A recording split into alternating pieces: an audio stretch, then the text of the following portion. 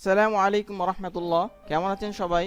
আশা করছি সবাই ভালো আছেন। Microsoft word basic to advance part 19 অর্থাৎ 19 নম্বর পর্বে আমরা আলোচনা করব শর্ট নিয়ে।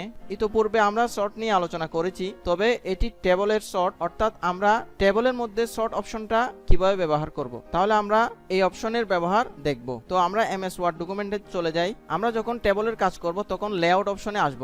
লেআউট অপশন থেকে এখানে শর্ট অপশনটা আছে। তো আমরা আগে কাজ করছিলাম যে টেবল ছাড়া, তো আমরা আজকে কাজ করব শর্ট অপশন টেবল দিয়ে। আমরা জানি শর্ট হচ্ছে অ্যাসেন্ডিং এবং ডিসেন্ডিং এর সমন্বয়। আমরা যদি কোনো নামকে অ্যাসেন্ডিং এবং ডিসেন্ডিং করতে চাই তাহলে কিসের মাধ্যমে করব? শর্টের মাধ্যমে। এবং কোনো নাম্বারকে যদি আমরা শর্ট করতে চাই তাহলে অ্যাসেন্ডিং এবং ডিসেন্ডিং অপশন ব্যবহার করে আমরা কাজটা করব। যেমন আমি টেবলে ক্লিক রেখে টেবল অপশনটা সিলেক্ট করে আমরা যাচ্ছি শর্টে আসার পর দেখেন এখানে একটা কি আসছে, পপ আপ উইন্ডো আসছে। আমরা এখান থেকে অ্যাসেন্ডিং এবং ডিসেন্ডিং অপশনটা ব্যবহার করব। এখন কি আছে? অ্যাসেন্ডিং করা আছে, অর্থাৎ 1 2 3 4 5 আছে। আমি চাচ্ছি ডিসেন্ডিং করতে। এখন কোনটাকে টার্গেট করে আমরা অ্যাসেন্ডিং এবং ডিসেন্ডিং করব সেটা আপনি শর্ট বাই এখান থেকে এই অপশনটা দিয়ে দিবেন। ধরেন আমি যদি চাই আইডি নাম্বারকে দিয়ে আমি কি করব? অ্যাসেন্ডিং এবং ডিসেন্ডিং করব।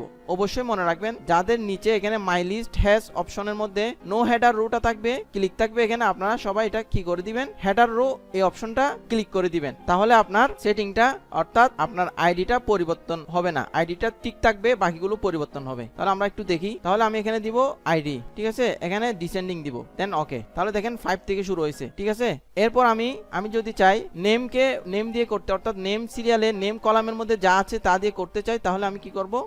এই নেম অপশনটা সিলেক্ট করব। কিভাবে করব? শর্টে যাব, দেন আমি যদি আগের অবস্থায় চলে যাই, আইডি দিয়ে আমি অ্যাসেন্ডিং করি। দেখেন এখানে আমার মোহাম্মদ আশরাফুল ইসলাম, সাইফুল ইসলাম, ফয়সাল মাহমুদ হায়দার। এখন আমি এগুলোকে কি করব? ডিসেন্ডিং করব। তাহলে ডিসেন্ডিং মানে জেড থেকে এর দিকে আসবে, আর অ্যাসেন্ডিং মানে এ থেকে জেড এর দিকে আসবে। তাহলে এটা পুরোটা সিলেক্ট করলাম, শর্টে আসলাম, এখানে আমি কি করলাম? নেম অপশন সিলেক্ট করলাম, এখানে কি দিলাম? ডিসেন্ডিং, দেন ওকে। তাহলে দেখেন এস থেকে শুরু হয়েছে, যেহেতু আমার এখানে 5টা আছে, এস যেহেতু শেষের দিক দিয়ে এস প্রথমে, বিদায় এস থেকে শুরু হয়েছে। এভাবে আপনি অনেকগুলো কলামের কাজ করতে পারবেন। তাহলে এই লেসনে আমরা কি শিখলাম? কিভাবে টেবলের মধ্যে শর্ট অপশনটা ব্যবহার করতে হয়। আশা করছি আপনারা এই ভিডিওটি দেখে উপকৃত হবেন এবং আপনাদের কোনো প্রশ্ন থাকলে কমেন্টে জানাবেন, অন্যদের শেয়ার করবেন।